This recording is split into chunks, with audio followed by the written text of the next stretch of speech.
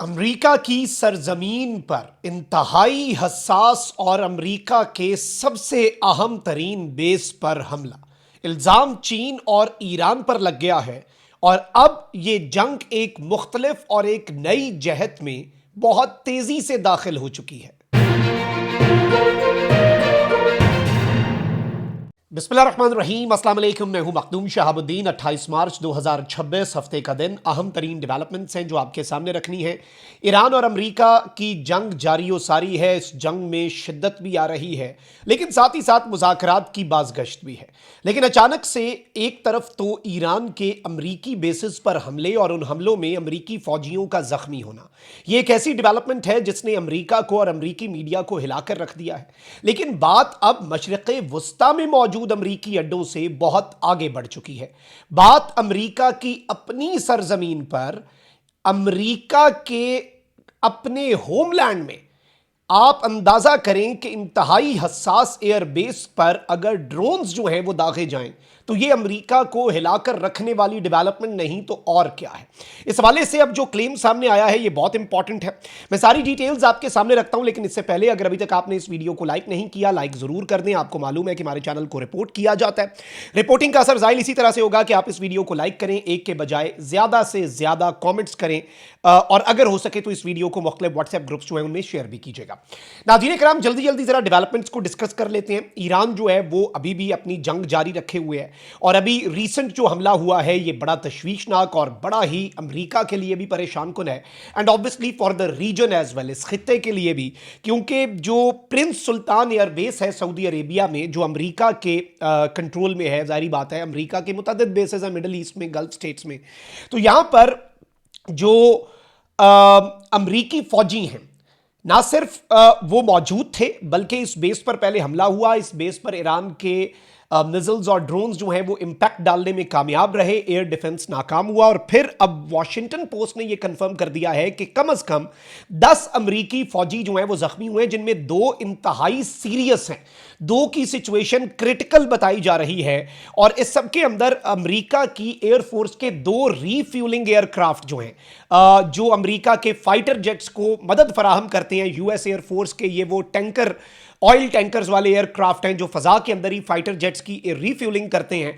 2 America के aerial refuelling tankers को भी नुकसान पहुंचा है। 10 अमेरिकी फौजी जख्मी हुए हैं, जिनमें से 2 की हालत क्रिटिकल बताई जा रही है, 2 की हालत सीरियस बताई जा रही है।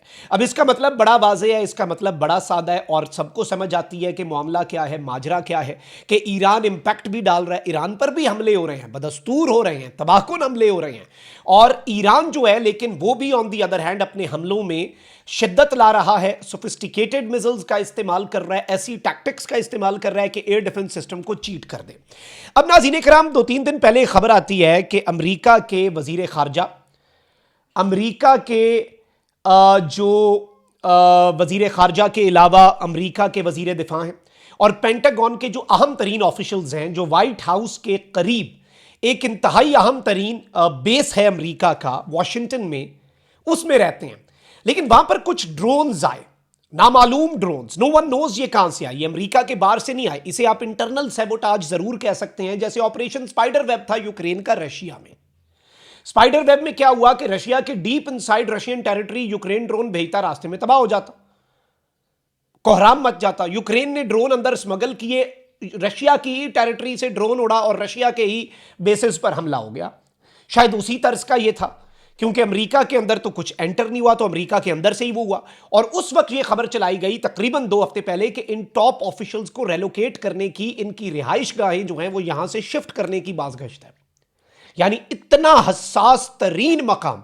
और अब जो खबर आ रही है नाज़रीन इकराम, ये बेसिकली है, और इस खबर का मैं आपको बता दूं, एशिया टाइम्स ने भी इसे रिपोर्ट किया और वेस्टर्न मीडिया भी इसे रिपोर्ट कर रहा है। अब अमेरिका की रियासत है लुइसियाना, और लुइसियाना जो रियासत है इसके अंदर एक एयरफोर्स का बेस है अमेरिका की, और इसका नाम है बर्क्सडेल air force base.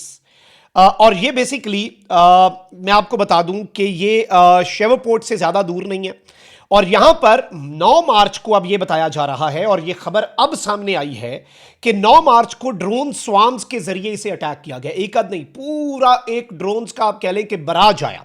The attack disrupted B-52 aircraft launches in support of operation epic fury against Iran. ये जो B-52 बॉम्बर्स हैं अमेरिका के, वो यहां से लॉन्च हो रहे थे, तो इस चीज को भी डिसरप्ट किया गया।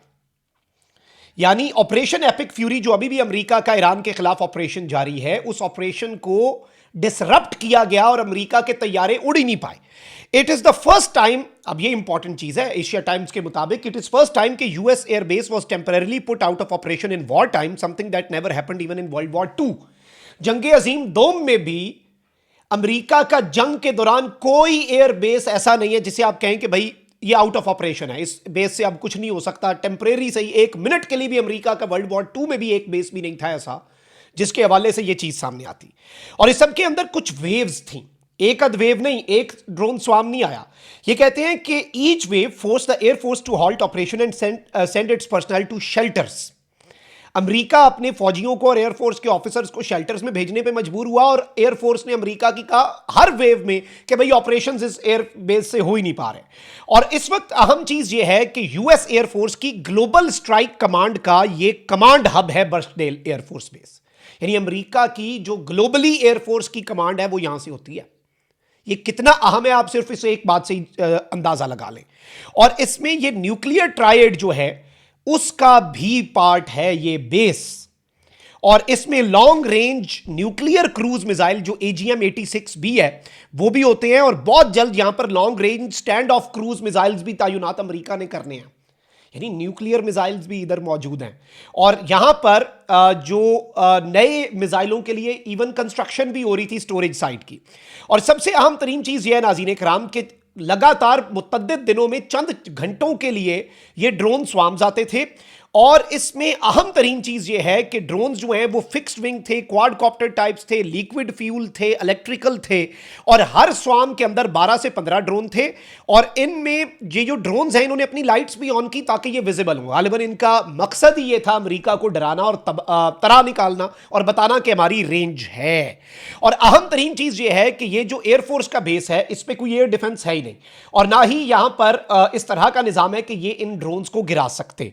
और सबसे अहम तरीन चीज यह है कि इसमें कुछ इलेक्ट्रॉनिक काउंटर मेजर्स हैं जो कि इन ड्रोन्स का और इनके ऑपरेटर्स के दरमियान सिस्टम को जैम कर दें। और इलेक्ट्रॉनिक काउंटर मेजर्स जो हैं वो अमेरिका के इस बेस के ऊपर नाकाम हो गए। ये इतना सिक्योर डीप इनसाइड अमेरिका, आप देखें कि अगर कोई आपका बेस होता है तो आपको होता है ना कि यहां पे एयर डिफेंस की क्या जरूरत है। तो इस बेस पे एयर डिफेंस भी कोई नहीं था और जो इलेक्ट्रॉनिक काउंटर मेजर्स लेने वाला इक्विपमेंट था वो भी काम नहीं किया अमेरिका बहादुर का। और इसका अब इल्जाम जाहिर बात है सिर्फ ईरान पर नहीं लगाया जा रहा बल्कि इसके हवाले से अमेरिका के अंदर और इवन इससे पहले कैलिफोर्निया के हवाले से ये बात सामने आई थी और ये एडवाइजरी जारी की गई थी कि ईरान समुंदर में से कुछ ड्रोन्स या फिर कुछ अटैक्स जो हैं वो मेनलैंड अमेरिका के ऊपर, अमेरिका की अपनी टेरिटरी पर लॉन्च कर सकता है। मिडिल ईस्ट के अंदर अमेरिका के बेसिस के ऊपर हमला होना एक अलग चीज है। अब ये जो ड्रोन्स भेजे गए हैं इन्होंने हमला नहीं किया, इन ड्रोन्स ने अपनी लाइटें ऑन रखी। इन्होंने अमेरिका के ऑपरेशन एपिक फ्यूरी को डिसरप्ट किया। अमेरिका का बेस वर्ल्ड वॉर 2 में भी जंग के दौरान आज तक अमेरिका का बेस कोई जो है वो आउट ऑफ ऑपरेशन नहीं हुआ। ये चंद दिन आउट ऑफ ऑपरेशन रहा और अमेरिका ने क्या इसके ऊपर एक्शंस लिए और अमेरिकी इंतजामिया की खामोशी, क्योंकि बेइज्जती बहुत है ना कि भाई ड्रोन आ गए। इतने दिनों तक इनकी खामोशी जो है वो उससे भी बड़ा कंसर्न जो है वो इंटरनेशनल मीडिया कह रहा है कि ये खामोश है और अंदर खाते इनका तरा निकला हुआ है। पहले वॉशिंगटन वाले बेस की खबर आई और अब ये खबर आई। तो अब ये बात हो रही है अमेरिका के अंदर कि अमेरिका भी महफूज नहीं है। अमेरिका दूर है ना, सुकून से बैठा है, जो हो रहा है मिडिल ईस्ट के अंदर हो रहा है। नहीं, ये एक मैसेज दिया गया है, ट्रेलर आप इसे कह सकते हैं ना कि भाई वी कैन रीच। ये मैसेज दिया गया, हम पहुंच सकते हैं। अगली दफा हम लाइटें बंद करके धमाका कर देंगे, फिर क्या करोगे? ये बहुत बड़ी चीज है। अपना बहुत ख्याल रखिए। अल्लाह निगहबान। पाकिस्तान जिंदाबाद।